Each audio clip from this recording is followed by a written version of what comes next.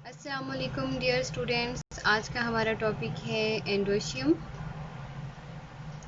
Androecium is the third word of स्टेमन having two parts, anther and filaments. एक flower के अंदर जब हम उसको स्टडी कर रहे होते हैं तो उसमें जो थर्ड वर्ड है स्टेमन्स का, तो उसके स्टेमन्स के ग्रुप को, उसके वर्ल्ड को हम एंड्रोशियम कहते हैं। एक स्टेमन को फर्दर हम टू पार्ट्स में डिवाइड करते हैं। एक थिन से उसकी स्टॉक होती है जिसको हम फिलामेंट कहते हैं।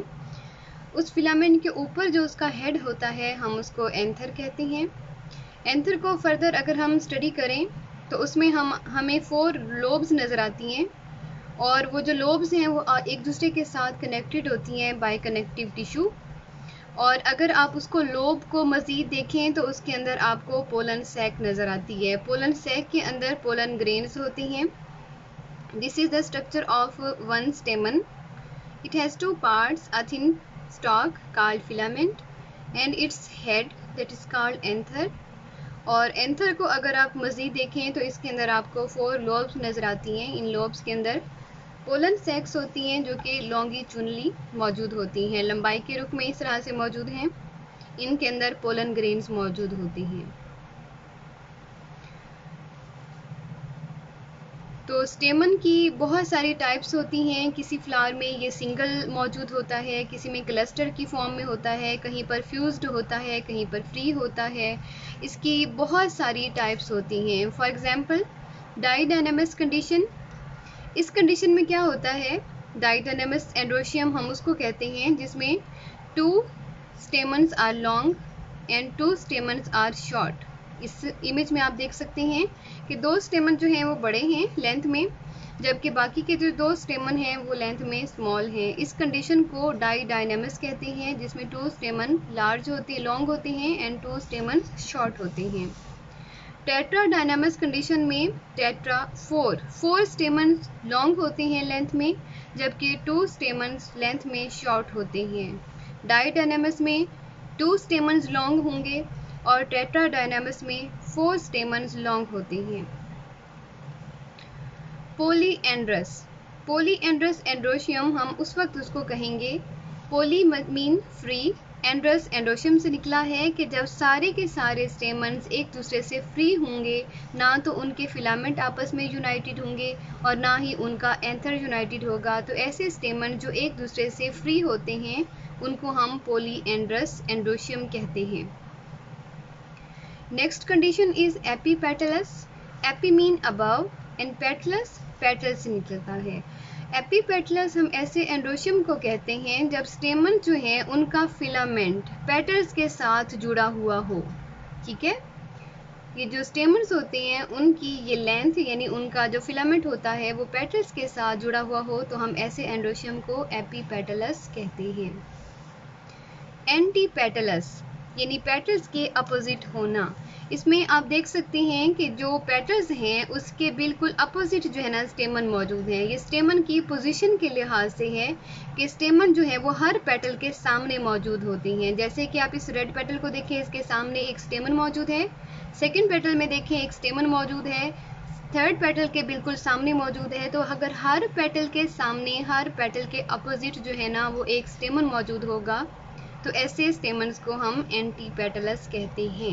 ये ग्रीन कलर की जो आपको नज़र आ रही हैं ये सेपल्स हैं नीचे, और उसके बाद नेक्स्ट ये जो रेड कलर का आपको नज़र आ रहा है ये क्या है, ये पेटल्स हैं।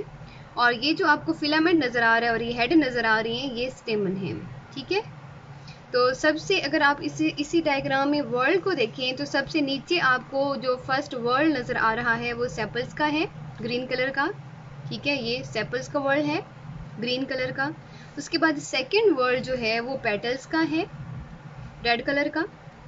थर्ड वर्ल्ड जो आपको नज़र आ रहा है वो स्टेमन्स का है। तो स्टेमन्स शुरू में आपको मैंने बताया एंड्रोशियम क्या होता है कि फ्लावर में जो थर्ड वर्ल्ड होता है उसको हम, उसके ग्रुप को, स्टेमन के ग्रुप को हम एंड्रोशियम कहते हैं। तो एंटीपेटलस कंडीशन वो होती है जिसमें स्टेमन जो हैं वो पेटल्स के अपोजिट होते हैं। और अगर यही स्टेमन पेटल्स के अपोजिट ना हों बल्कि सेपल्स के अपोजिट हों, आप देख सकते हैं इसमें स्टेमन्स की पोजीशन किसके सामने है, पेटल्स के सामने नहीं है बल्कि सेपल्स के सामने है, सेपल्स के अपोजिट है। तो इस कंडीशन को हम कहते हैं एंटी सेपलस एंड्रोशियम, जिसमें स्टेमन जो है वो सेपल्स के अपोजिट होते हैं, सेपल्स के सामने होते हैं। नेक्स्ट कंडीशन इज मोन एडल्फस। एडल्फस का जो मतलब है वो है फ्यूज्ड, जुड़ा हुआ होना, या यूँ समझ लें एक क्लस्टर। जब एंड्रोशियम जो है वो एक दूसरे के साथ स्टेमन जुड़ के एक क्लस्टर बनाएं तो उसको हम मोनोएडल्फस कहेंगे। इसमें आप देख सकते हैं कि ये जो पूरा क्लस्टर है ये क्या है, ये एक क्लस्टर है, एक पूरा क्लस्टर बना हुआ है स्टेमन्स का। ठीक है, जब स्टेमन्स आपस में इस तरह से जुड़ें कि उनके नीचे से फिलामेंट आपस में जुड़े हुए हों लेकिन हेड्स फ्री हों और वो सारे के सारे मिलकर सिर्फ एक क्लस्टर बना रहे हों, एक ग्रुप बना रहे हों, तो हम उसको मोनोएडल्फस कहते हैं। Next condition is die adelphous.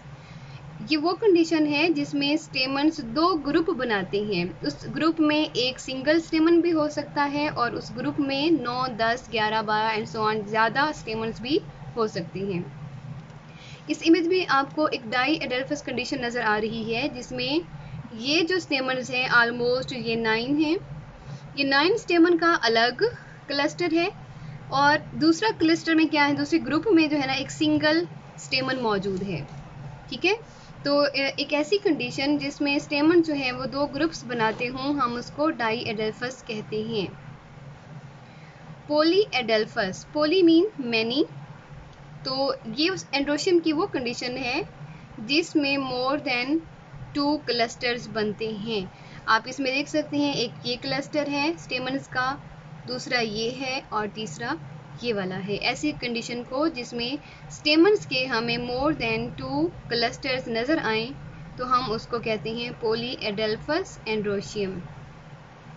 सिनजेनेसियस, ये वो कंडीशन है जिसमें एंथर्स तो एक दूसरे के साथ यूनाइटेड होते हैं लेकिन फिलामेंट्स फ्री होते हैं। आप इस इमेज में देख सकते हैं फिलामेंट्स नीचे से फ्री हैं, वो आपस में यूनाइटेड नहीं है, जबकि इनके एंथर्स जो हैं इनके हेड एक दूसरे के साथ यूनाइटेड हैं। ऐसी कंडीशन को हम सिनजेनेसियस कहते हैं।